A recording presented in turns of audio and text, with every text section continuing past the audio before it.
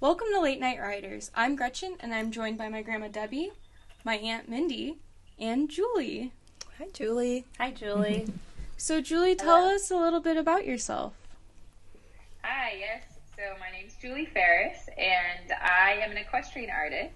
I live in Atlanta, Georgia, and I'm 29 years old. I don't know if I'm supposed to tell you my age, but I've been really focusing on the horse and art since I went to school. I attended Savannah College of Art and Design in Savannah, and I majored in painting and I minored in equine studies. And I lived in Savannah for about 3 years after I graduated and started my business from the ground up. And it's been about 6 years or so that I've been sort of climbing my own corporate ladder, if you will. And it's been a very slow process, but I've just been committed to it. And, people ask, like, what's your backup plan if equestrian art doesn't work out? And I'm like, there is no backup plan.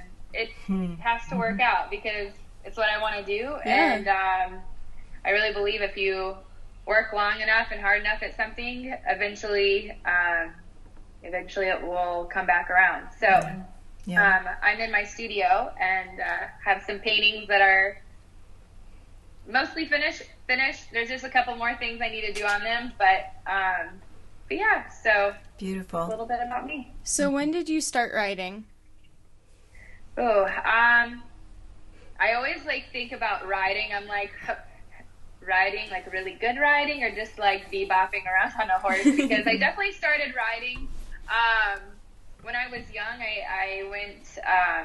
I was enrolled in horse camps, and I was probably about 5 or 6, and that's really when I found myself loving horses. I remember being kind of scared of them because they were so big, and I was definitely a cautious child, but I was I couldn't help that I was just very drawn to them also. I wanted to be around them. I was kind of scared of them, but I really wanted to ride.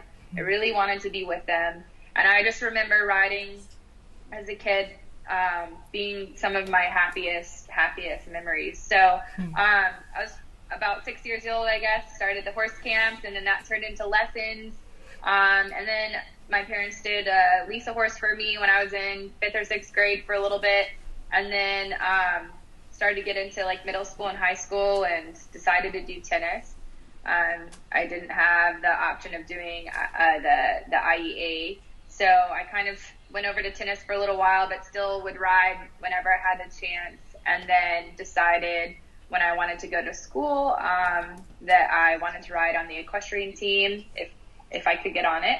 So that's really what I was working towards, and went back to lessoning to try to prepare for that. And then rode on the team at SCAD for the 4 years I was there. And since I graduated, I've continued my riding, continued lessoning. I don't own a horse currently, but that's definitely in the foreseeable future, either leasing and then buying or just buying. But right now I'm just lessoning and trying to get saddle time and learn more about my subject. And no matter how good of a rider you are, there's always more to learn. So I wouldn't consider myself a great rider, but I try hard. So I do what I can. What discipline do you ride, Julie? Yes, so I grew up riding hunters, and then really enjoyed showing equitation, and then now I was in eventing a little bit, took some eventing lessons, which was fun. It was a different perspective for me, and so I feel like kind of dabbling in all the disciplines can be really helpful as a rider, honestly. And also now I'm kind of back more towards the hunters and equitation focused lessons, and that's what I feel most comfortable with because that's what I grew up with. But I definitely think who knows, maybe I'll try some jumpers at some point, try some dressage lessons, or who knows. So now, what brought you to go to SCAD, and did you want to go to college, or were your parents did they encourage you to go to college? Yes, definitely. There wasn't really a question of do you want to go to college? It was always, you will go to college somewhere. I mean, if I was a really horrible student, maybe it would have been, it would have been something else that I pursued. but I did enjoy academics, and I wanted to go to college, and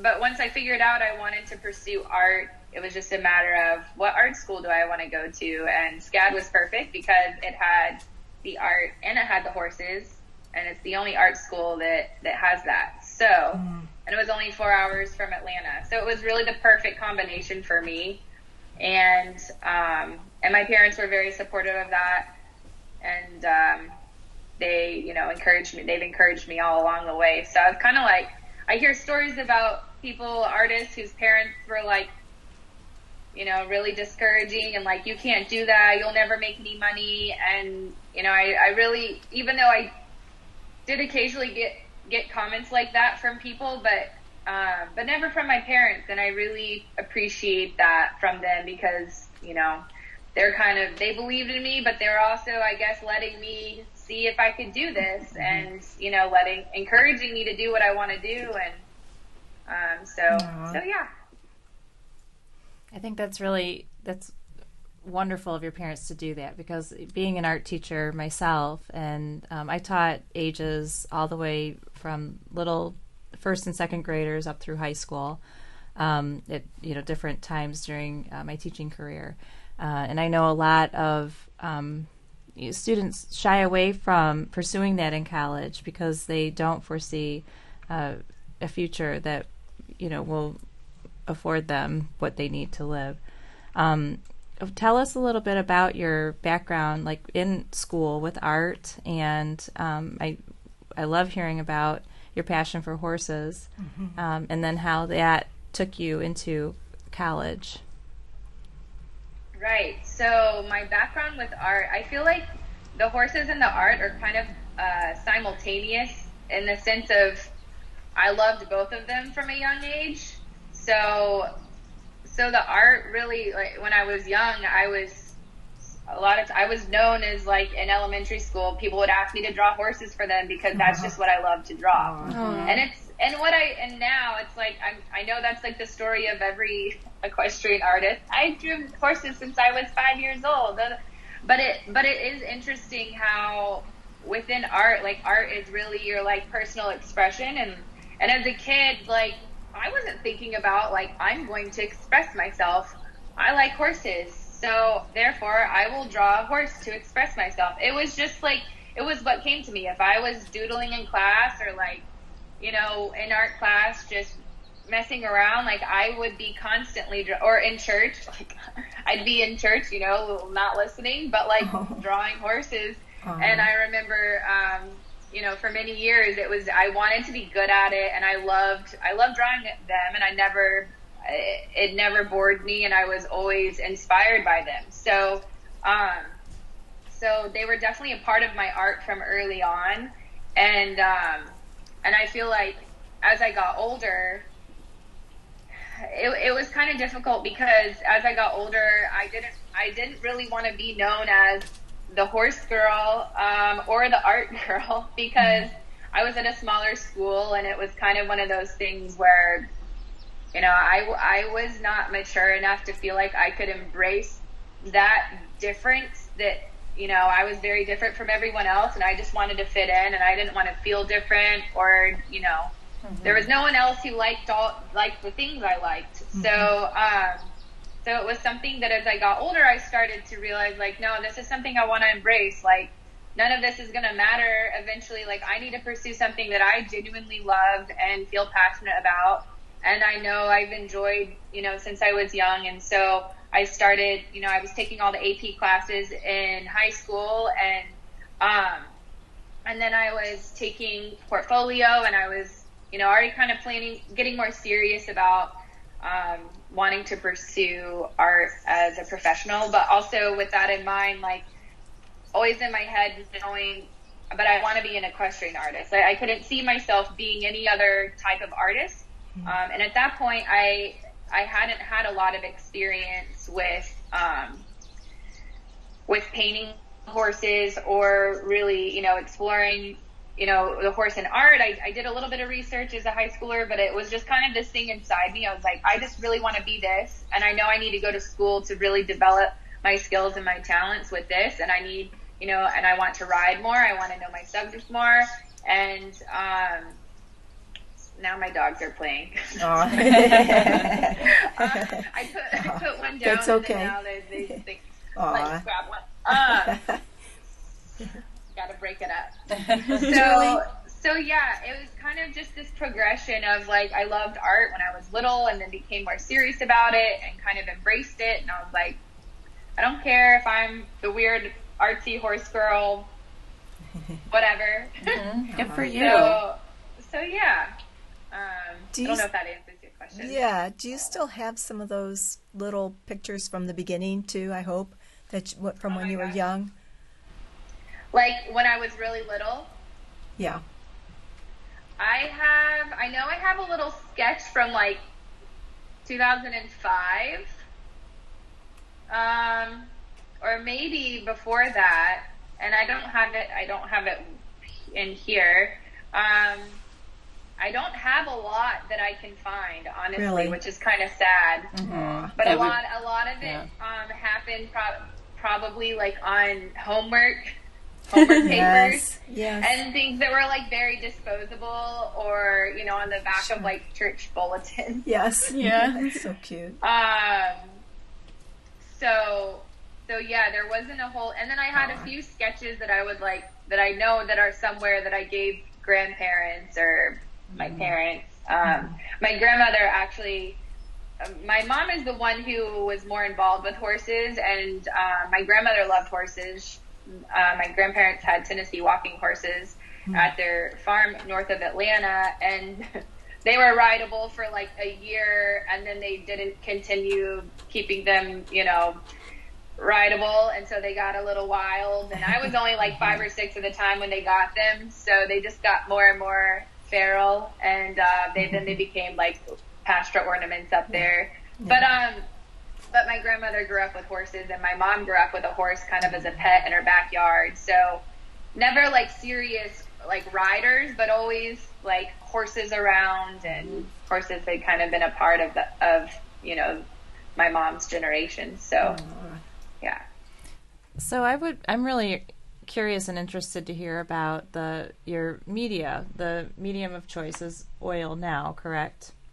Yes. And did you work with oils in high school, or what did you work with? I mean, was this new to you in college? Yeah, so I had worked very little with oils, and my only exposure with oils pre-college was a class I took at a local art center. I was probably in 10th or 11th grade. My mom signed me up for like intro to oil painting class. And I do still have that painting somewhere. It was of a still life of lemons. And it, you know, to me, I'm like, so it's cute. Awful. But I kept so cute. It. And oils were definitely difficult. I remember like that first class, I was like, I don't know how I could ever be. Like, none of this makes sense. I don't know how I could ever figure this out.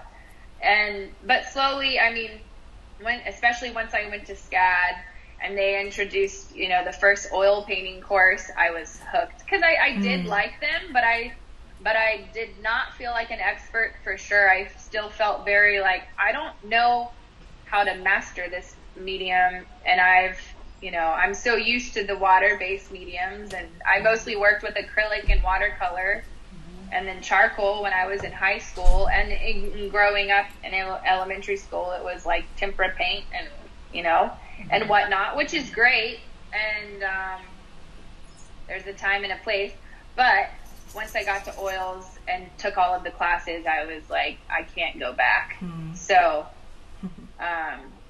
yeah, I love working in oils. Did I answer that? Yes. Yeah. Okay. That's neat to hear. Go ahead. My father painted, and he used oils for a long, long time. And then he used acrylic. But he said to me, I remember, I'm not talented like that, but he said to me, there's a big difference between the two. And it was, any of those mediums, they're just different to use. You have to, I guess, figure out, you know, you girls know more than I do, though, how to use them. So it's pretty pretty wonderful that you can do that. That's a big thing. Yeah, you definitely have to experiment a lot. Sometimes you'll experiment and you're like, this did not turn out well, but you learn something from it, and you're like, well, I'm not going to do that again.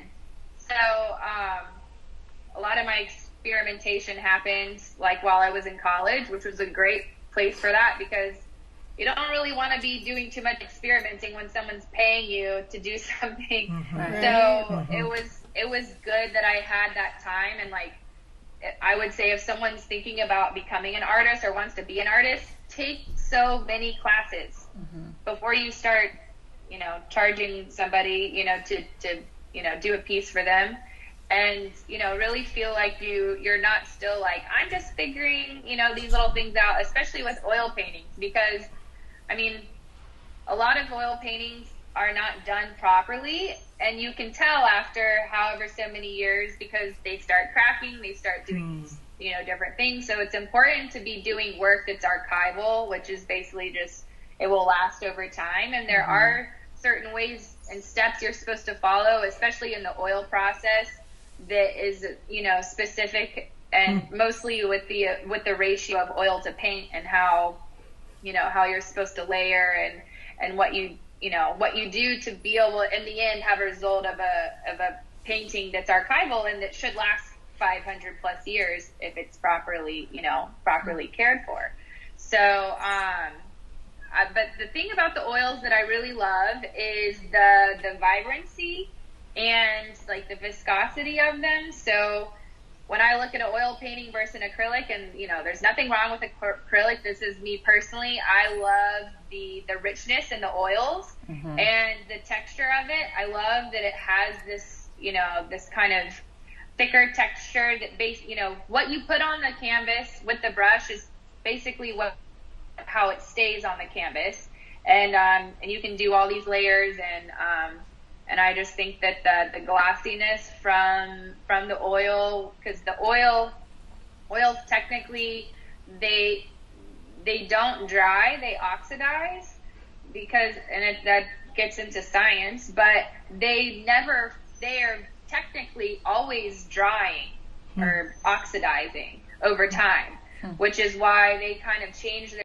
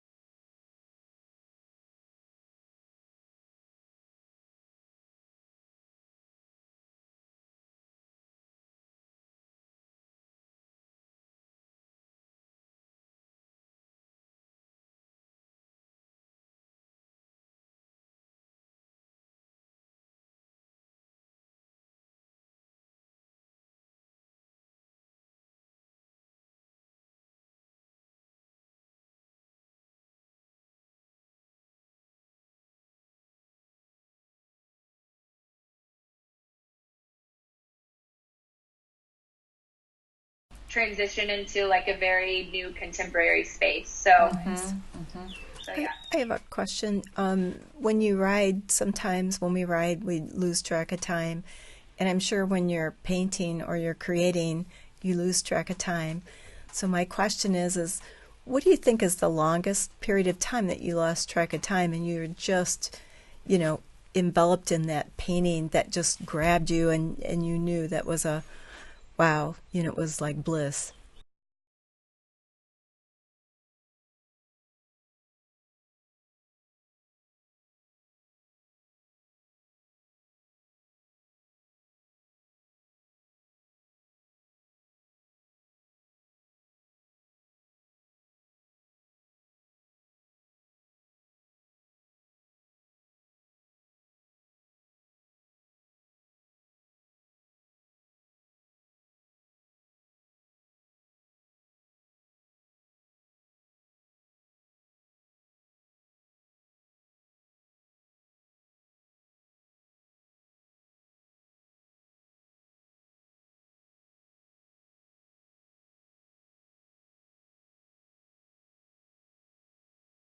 And then that feeling sometimes that comes after you've created and you just, I don't know how to explain it, but maybe you can better than I can though, but you feel like, oh, I really accomplished, something great. Like you get very excited about it. Have you had many of those times happen where you feel like, oh, you came off of the what you just did and you're just so passionate about it? Yes. So,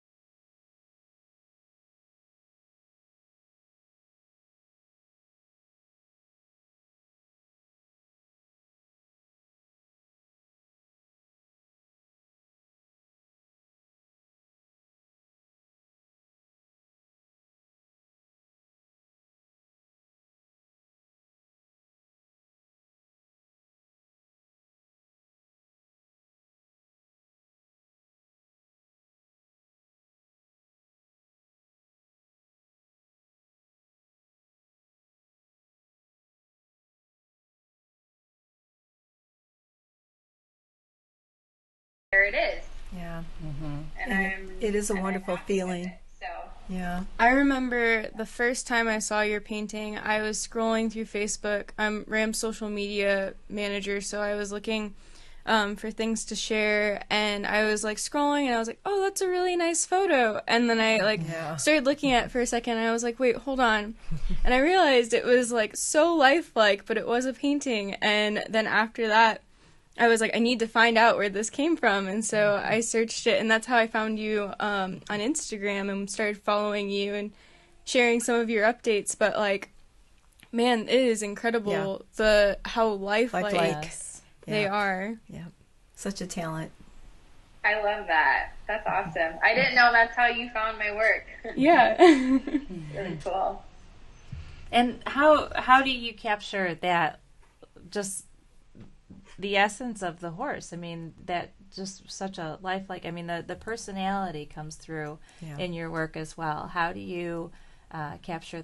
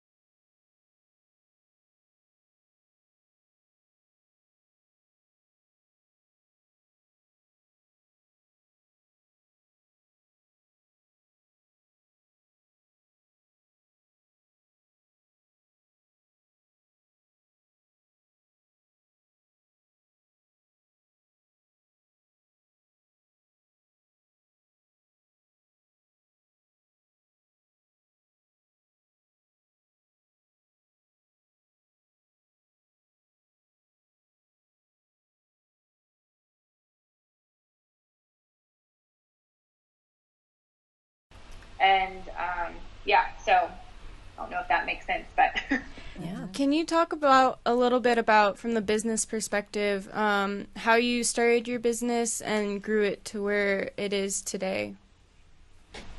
yes. So the business side, which is always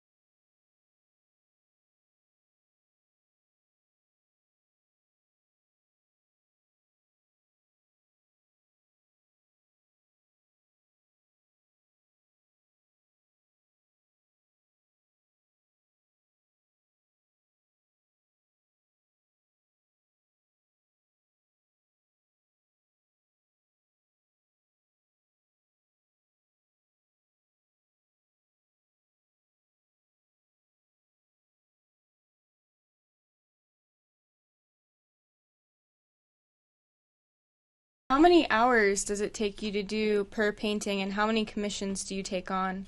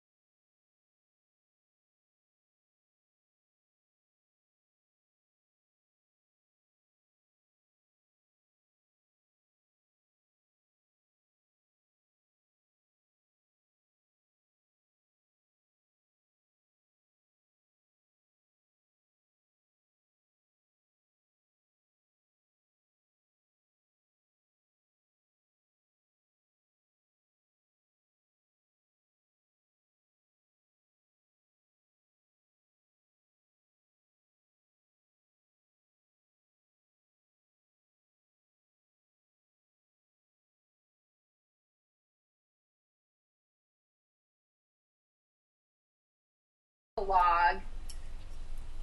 I just have to like actually log my hours Right. for one specific painting so that I can at least know how many hours it took for that one. And then I can kind of guesstimate like larger ones will take this many more hours. So yeah, ask that again in a little while. Yeah, Sure. Yeah. What encouraged you to move to bigger work then? Because you didn't start doing the life size.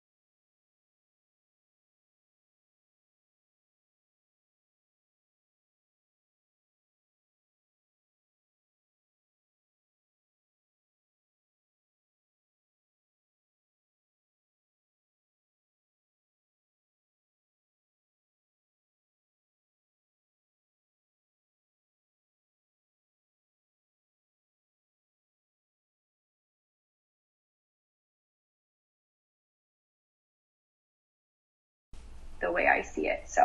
So what's next for you? What's like your bigger projects that are coming up, or where do you see yourself in the next year?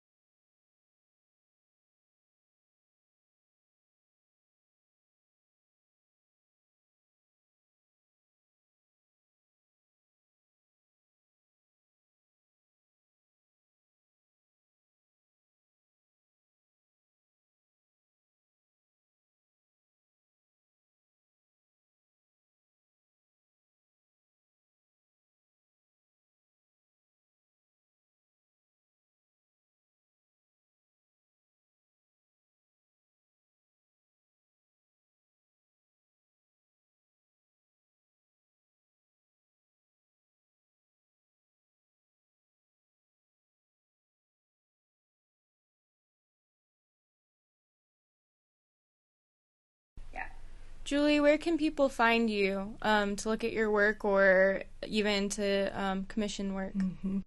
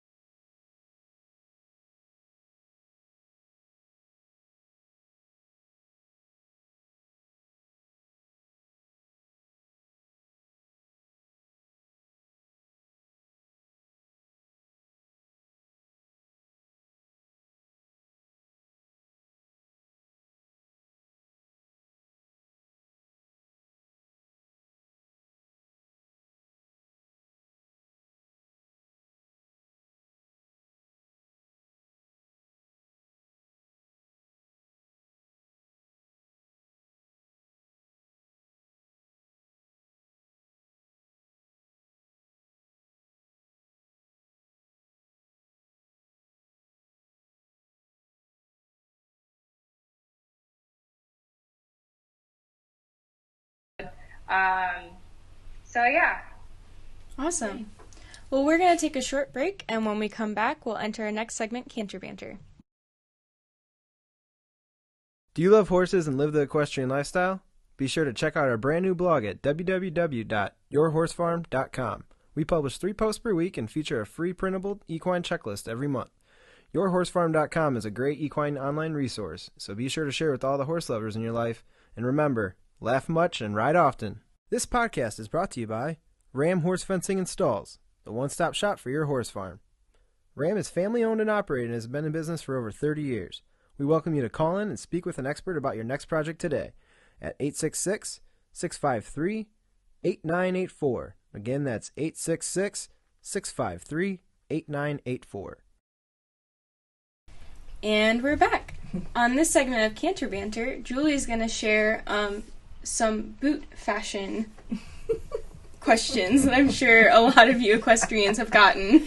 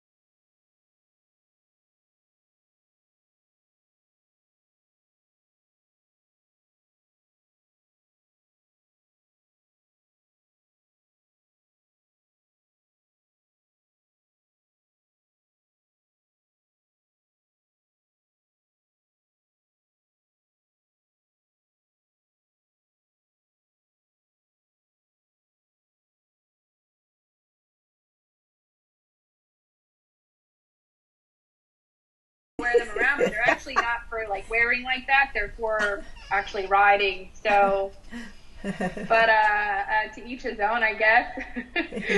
But yeah, so that has happened many times to me while I'm wearing my half chaps and paddock boots. And it doesn't matter if they're my black paddock boots with half chaps or my brown ones. People just are all about the half chaps with the paddock boots look. But they think they're an actual, like a whole boot, and, you know, don't realize that it's, you know, a two-thing combo. And then ironically, when I am actually wearing a boot, like a tall boot around, no one's like, I love your boot. So, I don't know what it is that gets the non-equestrians with the half chaps and the paddock boots, especially like the grungy look. But I'm like, do you think I'm just wearing this for fun? Like, I always wonder, like, I'm in breeches. Do you think I woke up and like put on these dirty boots and riding pants and just like trolling around in it? Like, I don't know. I feel like they should be like, oh, so you ride, you know, where do you ride or something, you know. But I guess they don't even, that doesn't, you know, they just think I'm fashionable, I guess. So that's cool. You're a trendsetter. Yeah. Well, then I see people that are like, I know you don't ride and you're trying, you know, they're not actually wearing riding clothes and riding boots, but I'm like, but some company was trying to make something that looks like it, but, you know, you don't actually, like, I can tell. But, you know, no judgment here. They could do them if they want. That's fine. Well, thank you so much for spending time with us today, and we really enjoyed having you on our podcast. Yeah. Thank you. We hope you enjoyed listening to our podcast and encourage you to share with all your equestrian family and friends. You can tune into the Late Night Riders podcast show every Friday night. Each episode will be uploaded exclusively on YouTube, where you can subscribe to our channel to stay up to date with all of our latest shows. Do you have a topic you'd like to discuss? We want to hear from you. You may email us at podcast@ramfence.com or feel free to leave a comment below. Thank you again for listening. Thank you, Julie. We'll be looking for more pictures absolutely. and paintings. Thank you.